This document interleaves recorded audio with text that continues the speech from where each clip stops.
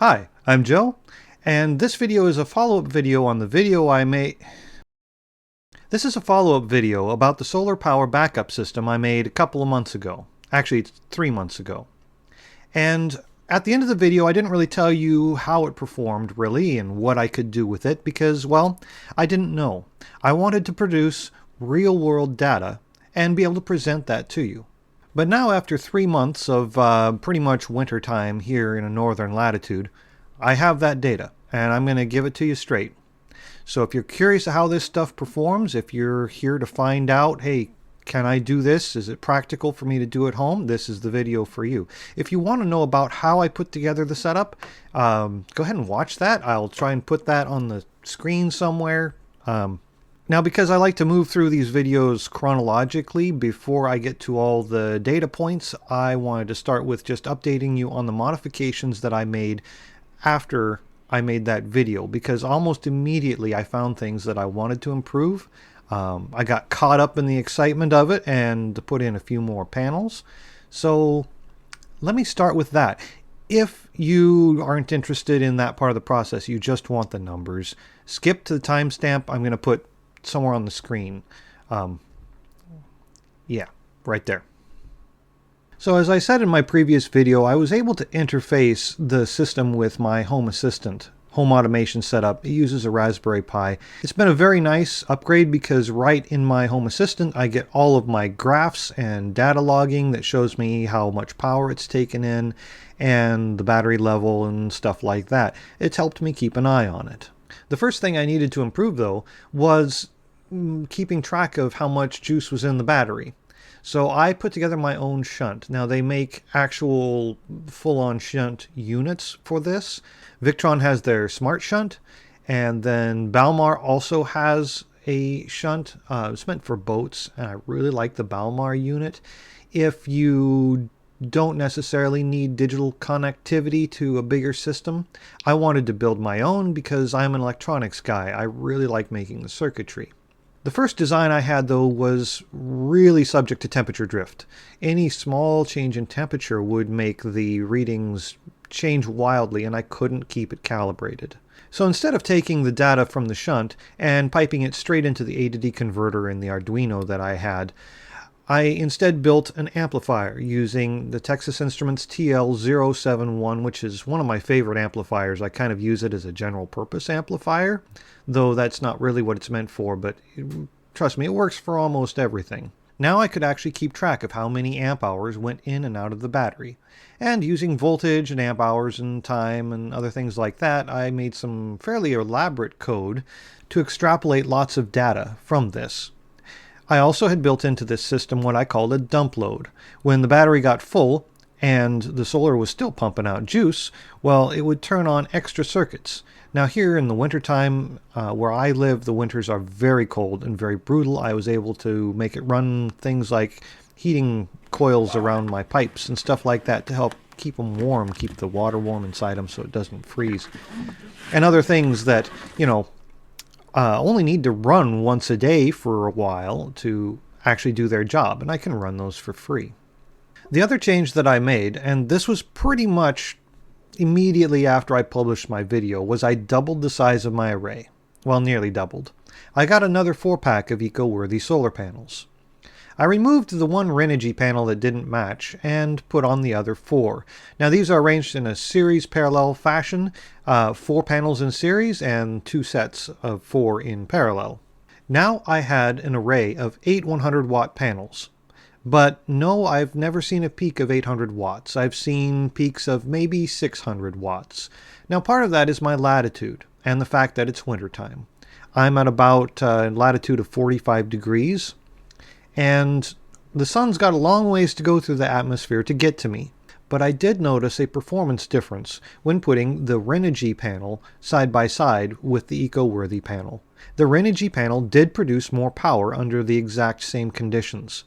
I'm sure this is a quality issue. Maybe the eco-worthy panels are a little oversold. Maybe the Renogy panel is a little overbuilt. I'm not actually sure which. But the Renogy panel does perform better. Now, if space is a big concern for you, you're putting the panels on a sailboat or a camper van or shed or something like that, it might be worth it to get the Renogy for the extra power. But for me, in my application, dollar per watt is really the only factor that I cared about. And the EcoWorthy panel costs half as much as a Renogy panel. So EcoWorthy still wins. I still was a winner there, even though I'm only getting 600 watts out of an 800 watt array. Most of the time, though, I only get peaks of 500 watts. My setup also has a 150-foot run from the solar panels to the controller. That's really long, and I'm sure I'm losing power there through that run. So, take these numbers with a grain of salt. That length of run is just a reality of where I live. Part of that is that I have a lithium battery, which must be kept above freezing. And so, short of putting the thing in the house, the only other option is to make that battery subterranean, which is what I've done. Now for some hard numbers. Now, one of the things that really counts is how much electricity did it actually produce. Now keep in mind, I'm at 45 degrees latitude. I also am living in a place that has a lot of cloudy days. And so for that, during the month of November, I got about 1.25 kilowatt hours per day when you average it out. December was about 1 kilowatt hour per day. And January has been about 1.5 kilowatt hours a day. Again, that's average. There are some days where it's clear and sunny, like today. Hallelujah. And there's a lot of days where it's dark and lots of snow. And sometimes, back in November, we saw some rainy days. And you don't produce power very well on those. In fact, on a very rainy day, the panels will actually produce absolutely nothing. But on the other hand, when you have full sun, I was surprised at just how little the sun's position relative to the panels actually mattered. Right now in January, when the sun comes up, there's about an hour where you see just a little bit of power start coming on. And then about an hour into the day, the charge curve just skyrockets up to like 90% of my maximum.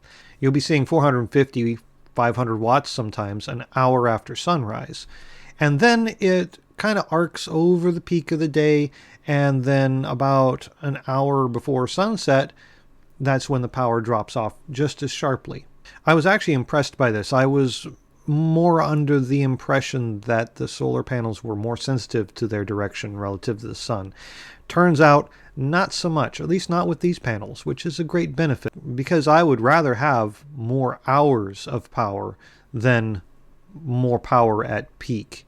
It just works out better. You'll get more. The EcoWorthy 100 amp hour battery is performing true to spec as far as I can tell. From my setup, it is either a true 100 amp hour battery or even a little bit more. I haven't put it on any official test equipment. I can't guarantee those numbers. Those are just what I seem to be getting out of it. And that is fantastic. As for my inverter, it's a Renogy inverter. And to be honest, I've never had anything but a good experience with Renogy inverters. They just work. Now, the next question I think should be answered is, what can I run? Well, I can run anything that's under 1,000 watts. That's one of my limits because of the BMS and the inverter. But time is a huge component. It's amazing how much time chips away at a battery's capacity. Something that seems high power like a microwave, I could run for a whole day's worth of microwave usage and coffee pot and stuff like that off of this one battery. But it takes almost all of that battery to run my internet infrastructure for a full day. I have a router, my server for Home Assistant, and my son's Minecraft server. And that little setup doesn't draw very much. But drawing it for 24 hours is actually a large amount of electricity at the end of the day. Now, of course, those can't hold a candle to my hot water tank. I think that's half of my electricity bill is that hot water tank. Now, will the system pay for itself? Yes, I think it will. It's saving us about $15 a month, which doesn't sound like very much, but in about 4 years, I think it'll have paid itself off, especially if electricity rates get any higher. And that's aside from the fact that the original purpose for this system was to create a battery backup so I can run some things while the power's out, because power outages in the wintertime here are frequent. Though weirdly enough, this year we've only had one and it was only 4 or 5 hours long. It's probably because I was ready for it. And I think the system's electrical production would be much better if I had a bigger battery. There's a lot of times on sunny days when the battery gets completely topped off and there aren't enough loads to keep the panels completely busy. Again, I still just have the one 100 amp hour battery. I've come to the conclusion that about 400 amp hours would be about right for an array this size. And so with that, I'm Joe, signing off.